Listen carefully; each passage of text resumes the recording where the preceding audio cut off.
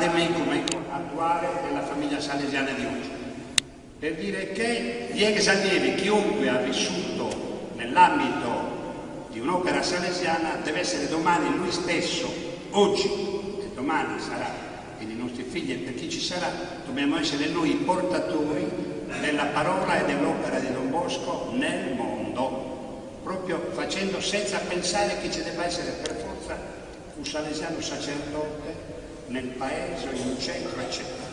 Chi ha vissuto in una casa salesiana ha recepito il messaggio di Don Bosco, è lui che diventa un portatore di questo. Lui parlava, la conclusione era questa, di creare un nuovo umanesimo salesiano. Questa salesianità che dobbiamo dare noi e quanti come gli anni scorsi. Canteremo questo e poi andremo a pranzo assieme per un'agape fraterna a 1 chilometro circa da San Leonardo, in un agriturismo in cui siamo. È stato un importante saluto sia di Domipa che il nostro assistente a livello regionale e anche del nostro presidente Franco Galizia, che oggi sono impegnati a lungo in un'altra manifestazione dell'opera di Nuovo, a cui loro non possono. Questo è tutto. Buona giornata.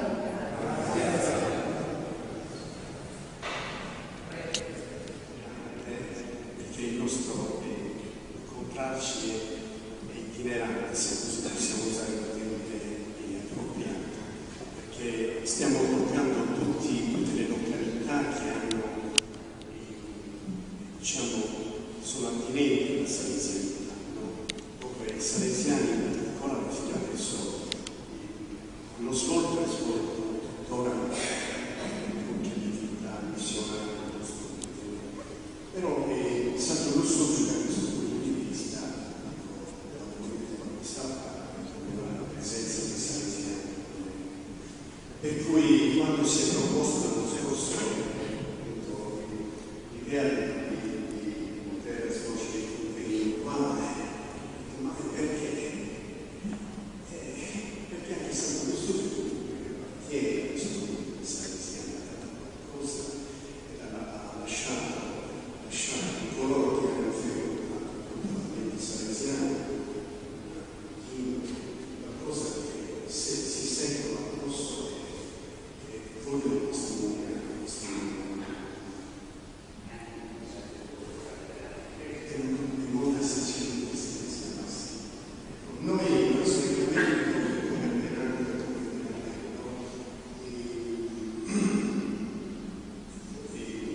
abbiamo sempre trovato i salesiani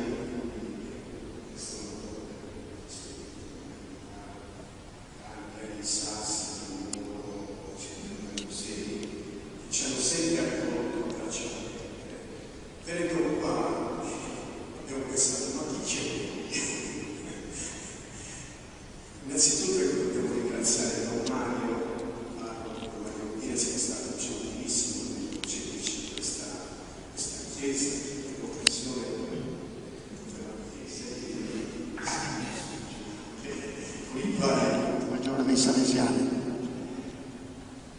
Poi dovrei, per concludere, anche portarvi i saluti di tantissimi che per motivi vari, per esempio il gruppo di Mirabello che è Veneto, ieri loro incaricato Baruzzo, Angelo, mi ha detto se vai lì e salutali tutti e fare gli auguri, insomma, e di venire tutti nel Veneto. E dico, e voi andate in Sardegna? Io ci vado da una parte anche dall'altra, però ci sarebbe questo scambio ovviamente interessante, diciamo quasi storico, ecco, perché i ricordi ormai sono storici, parliamo di 50 anni più anni fa. Mirabello come Spinandato è stato chiuso nel 64, come scuola è stata chiusa nel 60. Sì, io sono stato testimone di un diciamo con l'Unione dei Sassari, la quale appunto mi informa regolarmente di tutti i loro incontri. Basta usare il cellulare perché voglio dire, la comunicazione possa distribuirsi a tutti gli esseri. Io avrei voluto se è qualcuno che non capita di incontrare la Galizia, ecco, possiamo proporre perché io così come tanti noi avvertiamo queste difficoltà molto forti, nel senso nel continente, sia ben chiaro. È la prima volta che risiedo in Sardegna da salesiano. A Sassari abbiamo una parrocchia, un oratorio, faccio l'economo, non capisco niente di economia, però faccio l'economo. 2+2 riesco ancora a farlo, eccetera. E mi trovo qui con piacere, mi trovo qui per scommessa, perché non ero mai venuto a Santo Lussurgio.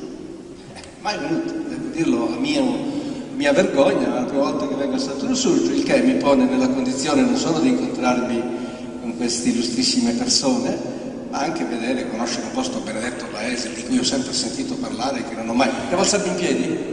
Bravo. Sono piccolino, Il sultano esatto, non lo sorvedo. Queste occasioni. Servono anche per incontrarsi, ecco. E stavo dicendo che...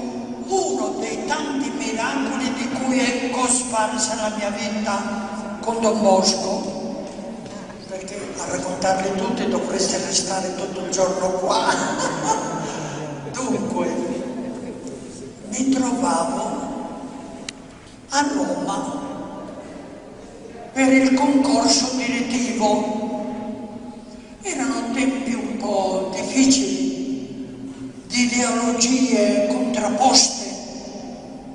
Da una parte c'erano i cosiddetti democristiani che difendevano la religione perché era più che altro una questione religiosa, e dall'altra parte c'erano gli altri.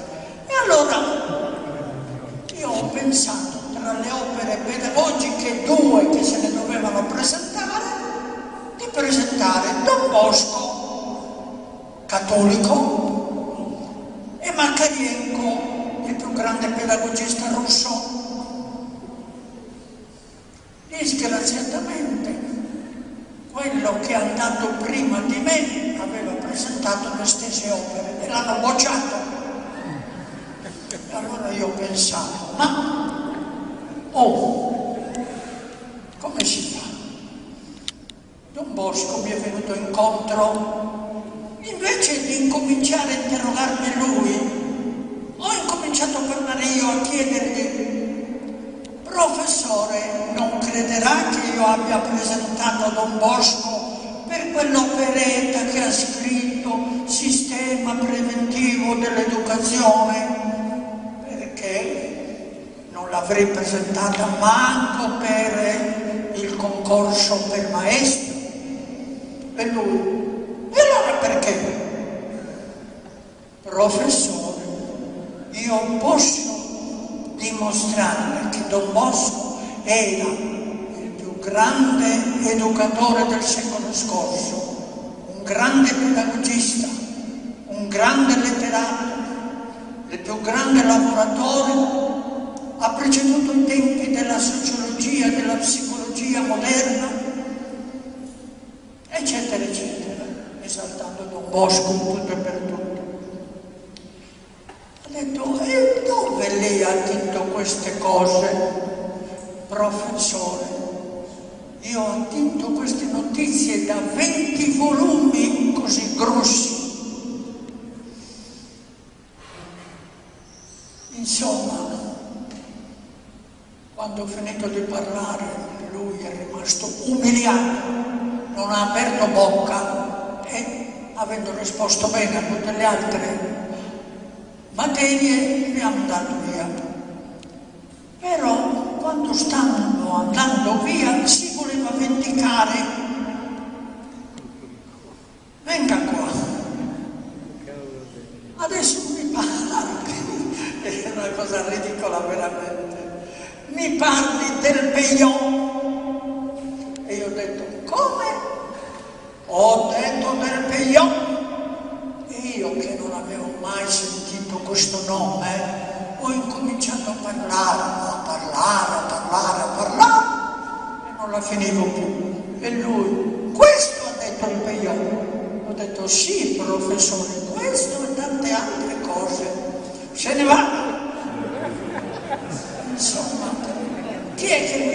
ispirato a dire quello che ho detto di questo personaggio che non conoscevo e che non conosceva nessuno dei miei colleghi, né ispettori, né professori ai quali chiedevo. Soltanto anni dopo, vedendo un libretto per terra in una raccolta di carta di mani tese, ho visto un libretto vecchio, lo apro e in una nota c'era scritto Peillon, pedagogista secondario francese dell'800. Don Corea,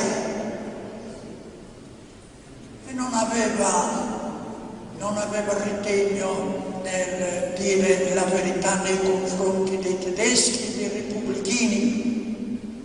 E in fondo alla chiesa c'erano due carabinieri che si sono guardati tra loro e hanno fatto capire: a questo lo sistemeremo noi dopo la messa.